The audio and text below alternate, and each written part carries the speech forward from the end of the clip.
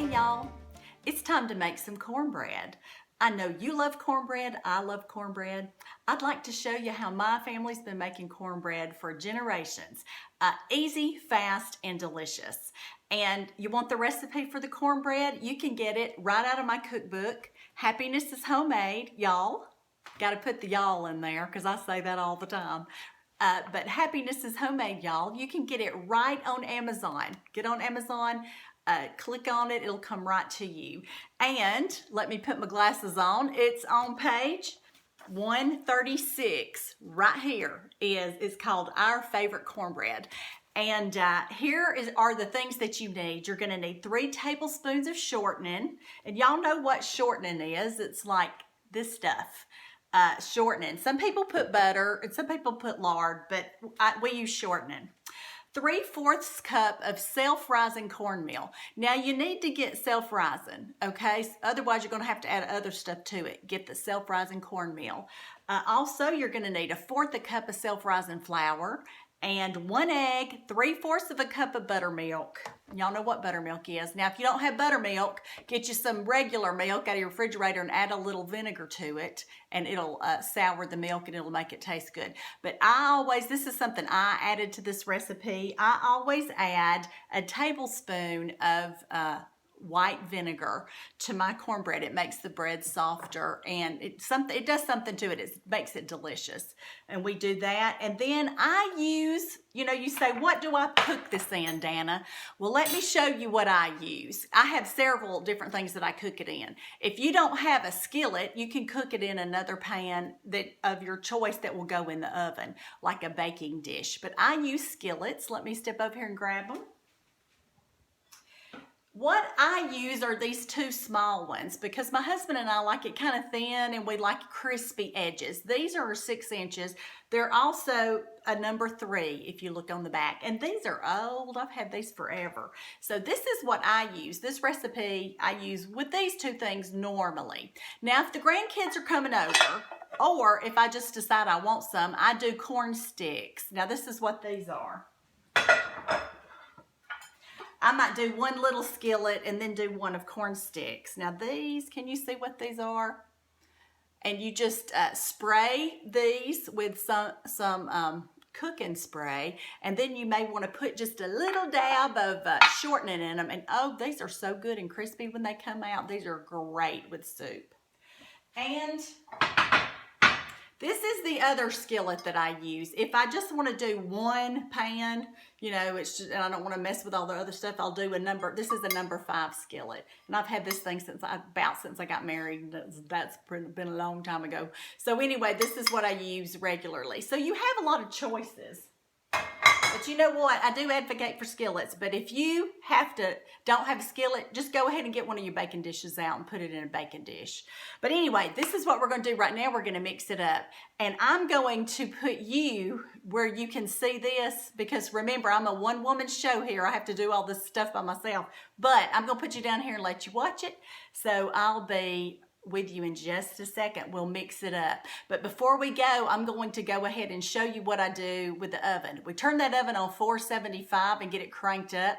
And we're going to put our Crisco in our pans and get these pans in the oven with the Crisco in it. So I'm going to do that right now. 475. You really, really do want it pretty hot. And y'all, I know you know how to measure 3 tablespoons, but I'm just going to do what I normally do. I've been cooking for so long and just plop mine in there like I always do. Get both of mine going here. And I divided that 3 tablespoons between these 2, and I put these in the oven and get them melty. So that's what I'm doing right now. See you in a sec. Okay, so here we are about to mix all this up. And the first thing we're going to do is go ahead and put our cornmeal in there. Now, I keep my cornmeal in this pretty little green drip bowl. It's antique, and I love antiques. Y'all know that. And I'm going to put my cornmeal in there. And we need 3/4 cup. And y'all know how to do 3/4 cup. I'm just going to plop mine in there the way I normally do. Boop, there we go. All right, the next thing we're going to do is about 1/4 cup of self-rising flour. So there we go. Get that in there. And y'all know cornbread is really forgiving. If you get a little more, a little less, it's usually turns out pretty good anyway. But you do want to kind of get close. So I've got this in there. Can y'all see? There we go. I got this in there. The next thing I'm going to do is get my milk together. So let's pour the buttermilk up. Now I do measure my milk. About 3/4 of a cup. And we're going to put a teaspoon of that white vinegar in there because I'm going to tell y'all that white vinegar does something good to it. All right. We're going to get that right here and pour it in there and wait. What we're waiting on now is for our shortening to go ahead and melt. Now let me tell y'all a little bit about my cornbread making adventures. When I first got married, you know, when I was at home, my mother cooked all the time. Every day we had a meal.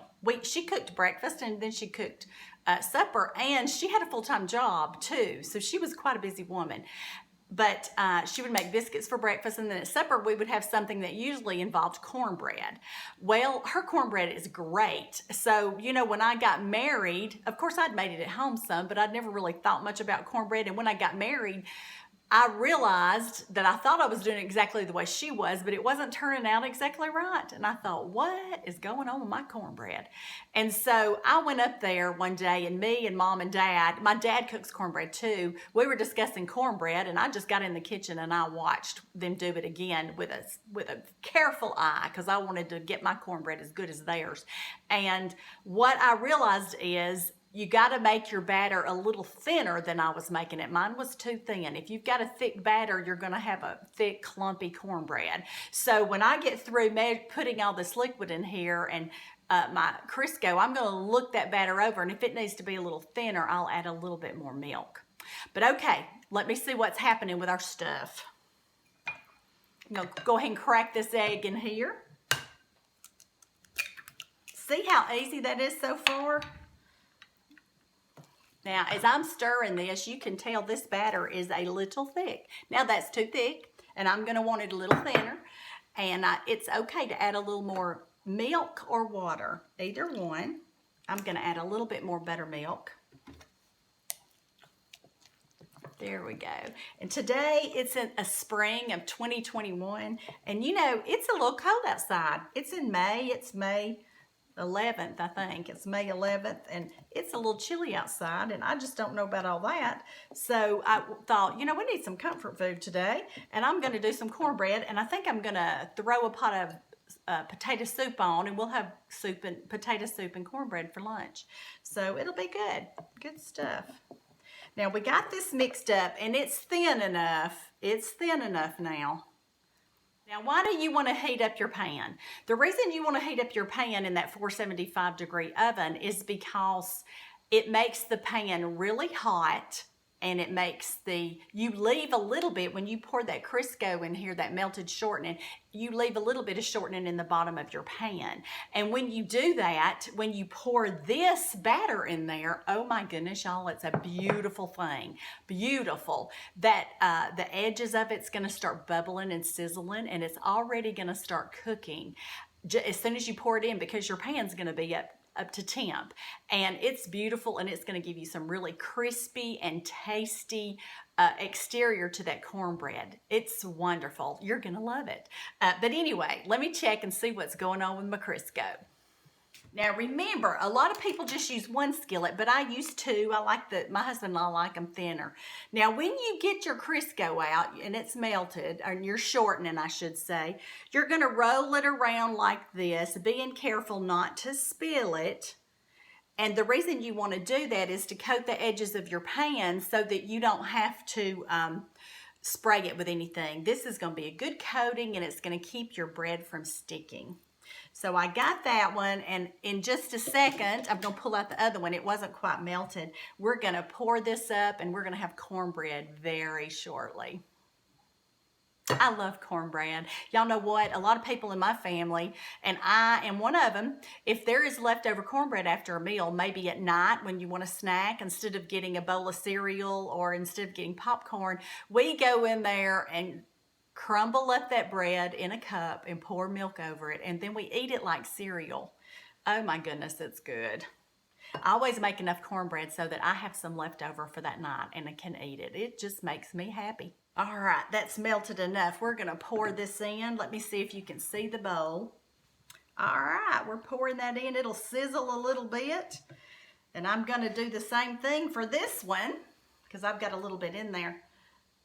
Now look, you don't pour it all in. You leave some floating around in there because it's gonna make your cornbread so good. All right. Now we just got to stir it up and put it in the oven. See, I've stirred up all this in there. And look, remember we added a little extra buttermilk so that we could get it thin enough, because if you've got your batter too thick, you're going to have some lumpy, yucky cornbread. And nobody wants that. So anyway, let's pour this up and then we'll get ready to cook it. You go a little over halfway in there.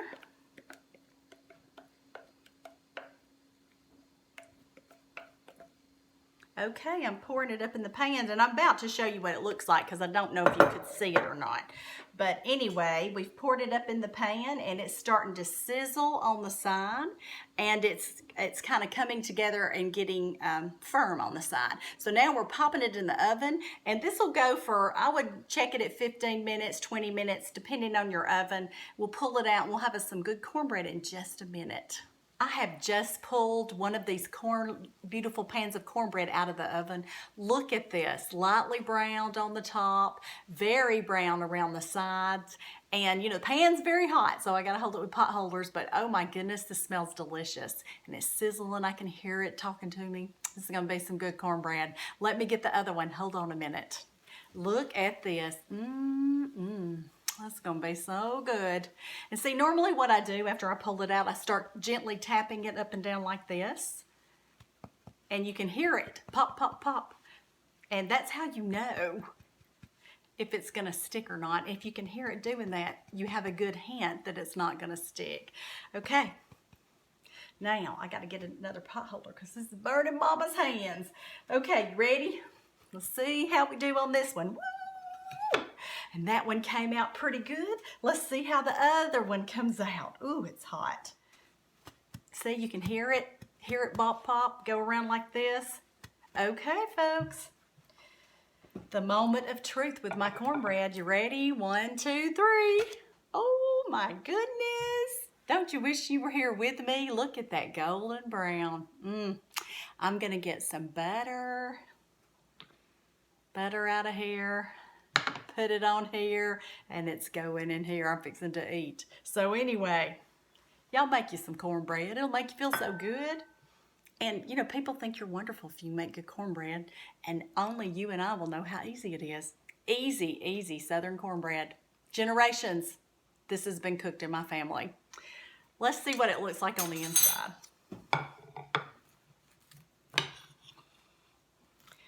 Get a little taste. Oh, look at that. Look at that. See that? Oh my. That, you know, the only thing that needs is a little bit of butter. Ooh, looking good, looking good. Look at that. It's melting so fast. Beautiful, beautiful cornbread.